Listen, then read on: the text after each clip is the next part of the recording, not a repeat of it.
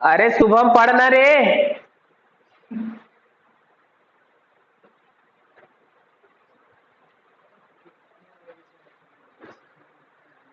For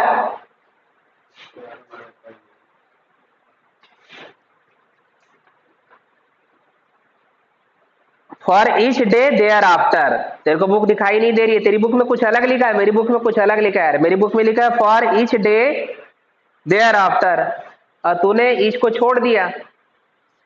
हाँ सुनो यहाँ पे, अभी यहाँ पे क्या बोल रहा है, जैसे फिक्स चार्ज क्या बोलते हैं, जैसे मैं बोलूं कि तेरे को मैं अपने घर काम करवाऊंगा और 3 दिन का सिर्फ 20 रुपया दूंगा, और फिर जब चौथे दिन काम करेगा 3 दिन का 20 रुपया, और जब चौथे दिन से काम करेगा, या 3 दिन का मान लो कि 200 रुपया, और चौथे दिन से काम करेगा तो फिर तेरे को 100 रुपया मतलब और एक्स्ट्रा मतलब पर डे बढ़ा दूंगा, मतलब कितना दे दूंगा, मान लिया कि 3 डे का 200 रुपया। अब जैसे ही चौथा दिन आएगा, मान लिया कि तुमने सोमवार से बुधवार तक काम किया तो उसका मैंने 200 रुपया दिया, और तुमने गुरुवार को जब काम किया तो मैं उस दिन से 200 रुपया मजदूरी देना शुरू करूंगा। तो ये जो 300 रुपया पहले 3 दिन का हो गया, इसी को अपन क्या बोलते हैं, फिक्स चार्ज। 200 रुपया जो पहले 3 दिन का हो गया क्या कहलाएगा, फिक्स चार्ज। समझ में आया? फिक्स चार्ज का मतलब समझ में आया? तो अब आप यहां पे देखो कैसा लिख दोगे, let the fix charge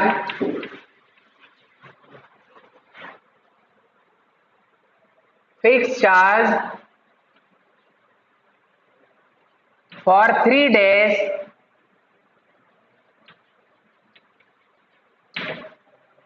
is rupees X. Fixed charge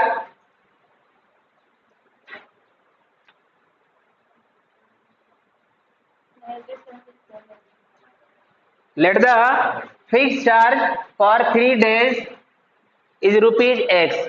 अब इसके बाद क्या बोला है, an additional charge for each day and additional charge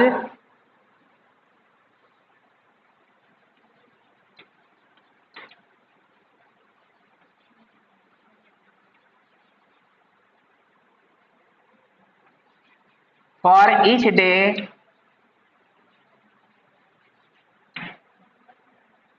is rupees Y.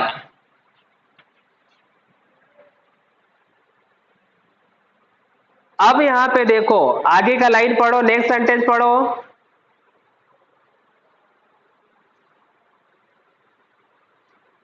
Shubham next line पढ़ो, सरिता पेड़। हाँ, तो सरिता ने देखो बुक को कितने दिन के, 27 सरिता पेड ₹27, 7 डेज। तो 7 डेज में आप देखो 3 डेज का तो फिक्स चार्ज क्या हो गया, एक्स। 7 डेज में 3 डेज का चार्ज हो गया एक्स, बचा कितना, 4 डेज बता, तो 4 × Y बराबर क्या हो गया, सरिता ने कुल कितना दिया, 27 रुपीज। इक्वेशन समझ में आई सभी को? देखो 3 दिन का तो उसको 100 रुपया देना पड़ा, बचा 4 दिन, उसका पर डे के हिसाब से Y रुपीज देना पड़ता है, तो 4 डे का कितना हो गया, 4Y, और कुल उसने टोटल कितना पेड किया है, ₹27। तो x + 4y इक्वल टू क्या हो गया, 27। इक्वेशन समझ में आया सभी को?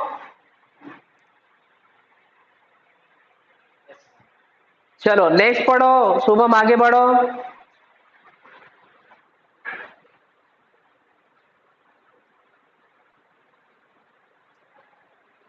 21 यहाँ दिया यार मेरी बुक में।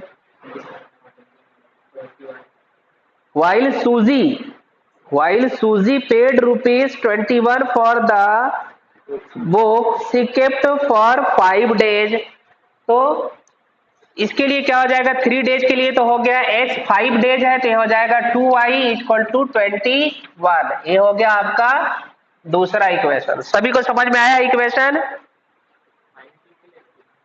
हाँ, 5 डेज के लिए तो 3 हो गया, 3 के लिए x हो गया, बचा 2 दिन, तो 2 दिन के लिए क्या हो गया, 2 × Y।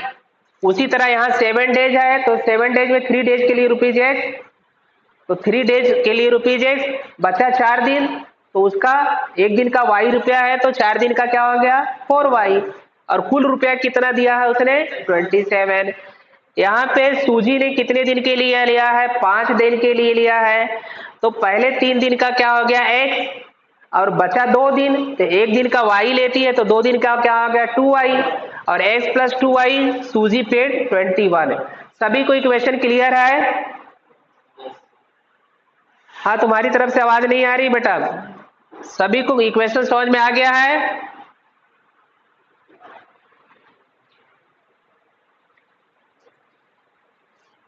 यार ऐसी बोला करो ना यार, मेरे को लगता है सुना ही नहीं तुम लोग, क्योंकि हम लोग दूर दूर है ना।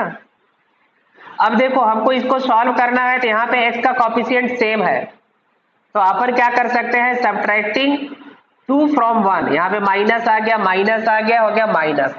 अब देखो x एलिमिनेट हो गया, 4 में से 2 गया 2y, और यहाँ पे 7 में से 1 गए 6, तो y इक्वल टू क्या हो गया 6/2 3 आ गया, यानी जो पर डे का चार्ज है वो कितना हो गया 3 हो गया। अब अपने को x का वैल्यू निकालना है, तो आप किसी भी इक्वेशन में x plus 4y equal to 27, अब हो गया x प्लस 4, y का वैल्यू हमने निकाला है 3, ये आ गया 27, तो यहाँ पे क्या हो गया x प्लस 12, और ये हो गया 27 माइनस 12, तो x इक्वल टू क्या हो गया 27 माइनस 12 कितना आ गया 15, तो फिक्स चार्ज कितना हो गया 15 रुपया, और एक दिन का कितना लेता है बुक वाला 3 रुपया लेता है। समझ में आ गया बात? अब आपका आंसर सही है या गलत है आप वेरीफाई भी कर सकते हो। कैसे वेरीफाई करोगे, यहाँ देखो आपका इक्वेशन है x plus 4y equal to 27, तो आपका x कितना आया है 15 आया है, और y कितना आया है 3 आया है, तो यहाँ पे आप देख लीजिए 15 प्लस 4 3 जा 12, तो 27 इक्वल टू 27, तो आपका आंसर क्लियर है। You can check your answer, your answer is fix charge हो गया कितना 15 रुपया, और एक दिन का कितना लेता है 3 रुपया लेता है। सभी को क्लियर है, इक्वेशन समझ में आ गया है?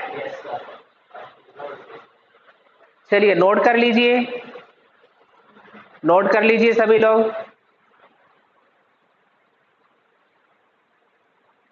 रिकॉर्डिंग बंद कर दें।